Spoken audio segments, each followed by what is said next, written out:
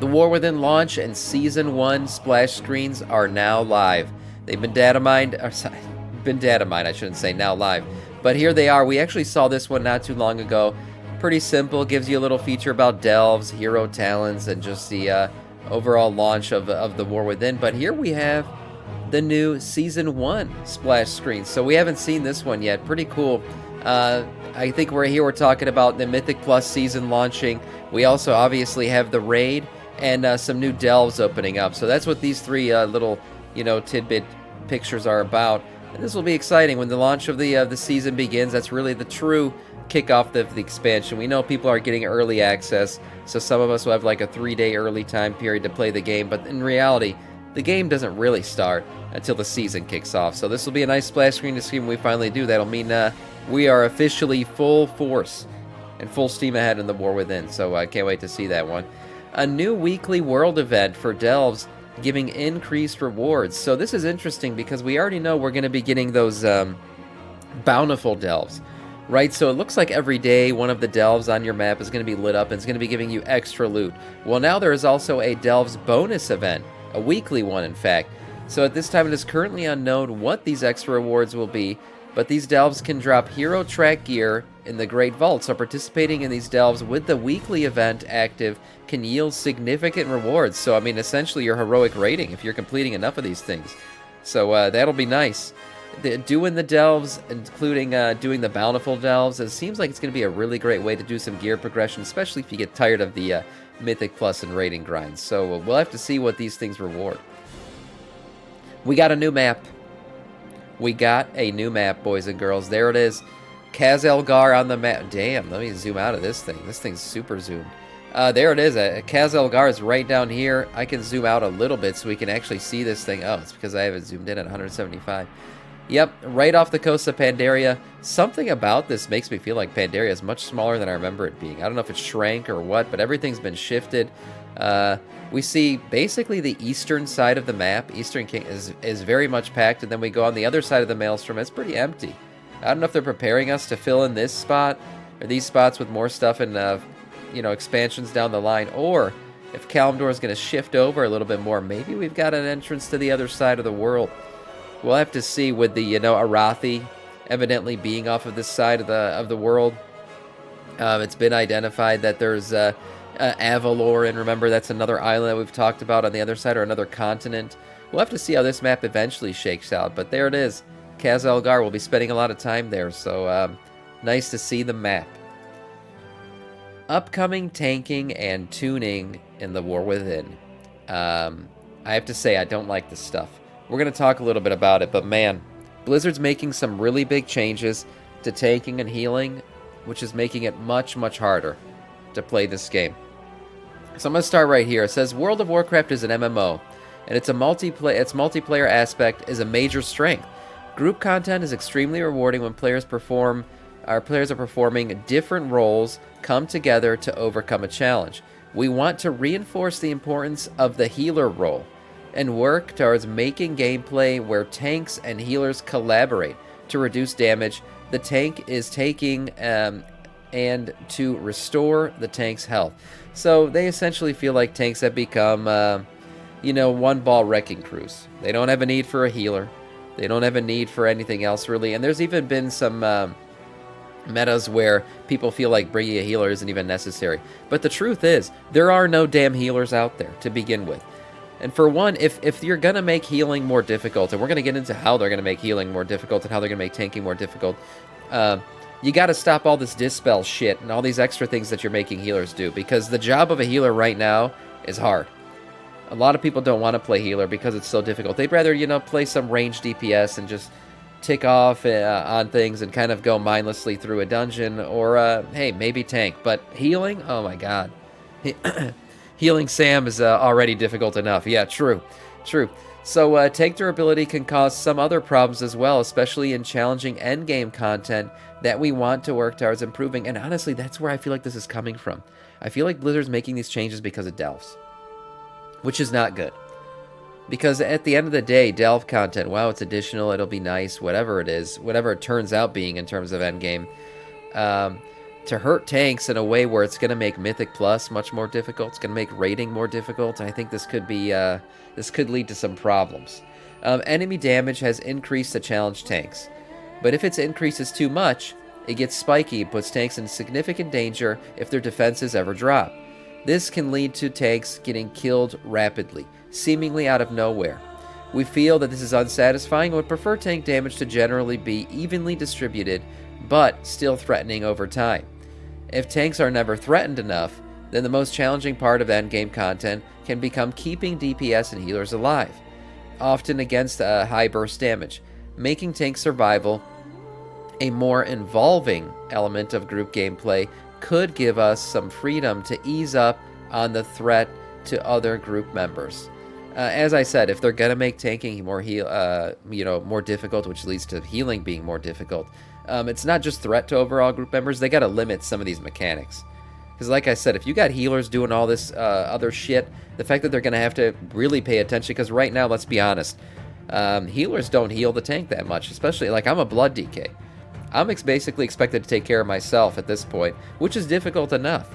The fact that now healers are gonna really have to watch my health means things, like interrupts and dispels and all this other stuff they got to do. They got to limit that a little bit because it's going to get wild.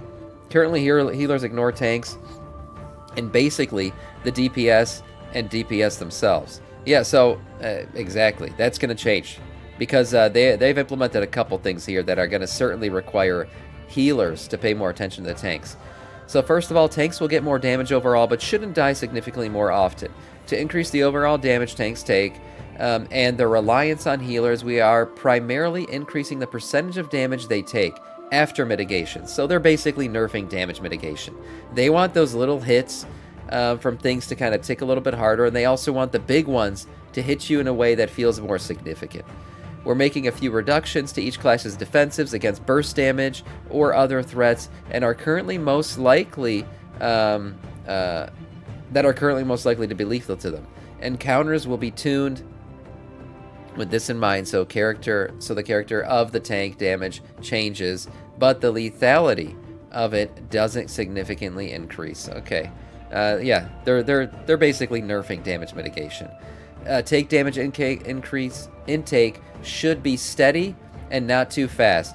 This basically gets into how they want basically the little hits to a tank to basically hurt a little more. So those just general hits on a tank, whatever, the boss is kind of, those little punches to the face or whatever, they want them to tick just a little bit more. So a healer should have time to respond to a tank's health, and tanks should have time to use self-heals like Word of Glory or Celestial Brew. For some classes, we are increasing their passive defensives to compensate for the decrease and more active reactive defensive mechanics. Tank busters will still create challenging moments that reward tanks for planning and smart use of cooldowns. So their goal is to smooth out the rate of damage that tanks take. They don't want it to be too spiky, but they do want our health to be ticking down the entire time unless we're doing the right things. Tanks will still have a strong answer to threats or periods of danger, but less sustained self-healing. Now, this is going to be a big one for blood DKs, obviously, because self-healing is our forte.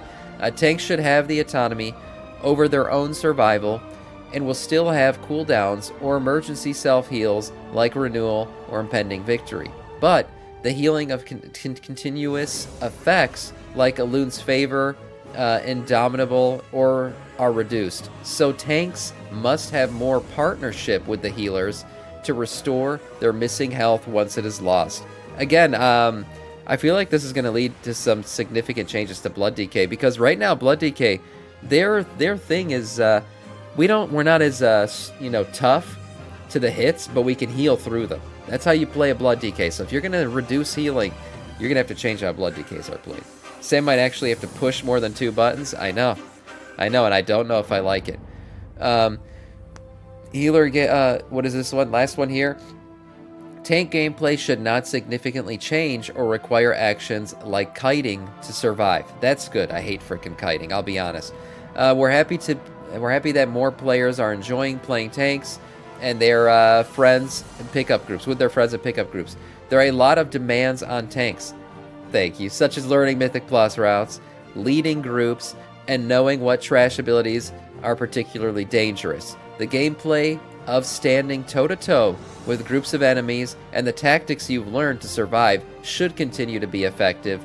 You know, and then basically they go on to say they want to hear our feedback. So how do I feel about this? It's going to be tough. It's going to be tough. I think there's going to be a lot of growing pains. They go into some of the changes here that they're doing to each tank specifically. You guys can check this out if you want to. But it's going to be, I think there's going to be growing pains with this. I think a lot of tanks are going to die to a lot of things, and it's going to lead to frustrations, lead to Mythic Plus groups breaking up, also lead to less people playing healer than we already have, which is a big problem in the game. If you try to get a healer right now in the game, good luck. Good luck. They are far and few in between, and that's because their role is very hard. I give them a lot of credit. People who actually do play healer, I give them a lot of credit.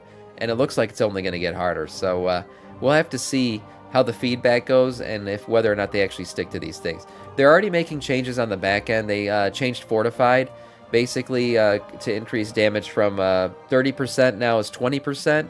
And they just want basically the damage to be offset slightly because tanks are supposed to be a little bit more squishy now. And they're going to need more external healing. So they're already trying to change things on the back end to make sure that we're taking a little bit less damage, but the damage we're going to feel is more significant, so to say. Being a healer currently sucks ass, but someone's got to do it. Yeah, well, that's a sad way to feel. Because if you're making healing, like I said, it's the additional demands on healers that is a problem right now, for me. Like, when I see a healer have to deal with all the stuff they got to deal with, and heal on top of that, it's tough. Now, right now, tanks can help healers by, mitigating damage that they take, but also making sure that DPS isn't taking extra damage from mobs or whatever, frontals, they're facing things the right way, that kind of stuff. But one thing a tank cannot avoid is really just taking that constant damage from the mobs that they have aggro on. And if that's going to be a significant problem going forward, and healers are going to have to focus on it, you got to take something else off their plate, because they already got way too much. Feels so good to see my bags like this, I'm sure. Moving on to no-show solo shuffle penalties. That's right, we know things are going account-wide going forward. We're going to have war bans. Everything's going to be war-bound. Well, you know what else is going to be account-wide? Your no-show penalty. That's right. The stacking deserter debuff no-show that is applied when leaving a solo shuffle or battleground blitz match is now applied account-wide, rather than just to the character that you left on. I've always said, abandoning things, it's not good. If you're going to queue up for things, make sure you have enough time to do it. And the penalties are fine. I still wonder, and there's always been rumors out there, are they ever going to add a penalty to leaving a Mythic Plus? Is that ever going to change? Are you ever going to get a deserter for it? I don't know. Or at least allow people to, once somebody leaves, if the key is broken, let us invite somebody else in to finish the damn thing. Yeah, so we'll have to see. Blizzard said they've talked about it internally, but there's really been no significant progress in terms of if they're ever going to add a penalty to Mythic Plus. I guess we'll have to wait and see on that one. Mama didn't raise no quitter. That's right, stick it out to the end. Yeah, no, that's what I do. That's what I do, honestly. And the way people abandon shit, I mean, I've seen people abandon things on the final boss because of one wipe because you're not going to time the key anymore. Legit. They don't care about the vault. They don't give a shit about the people they're running with. They're just like, yep.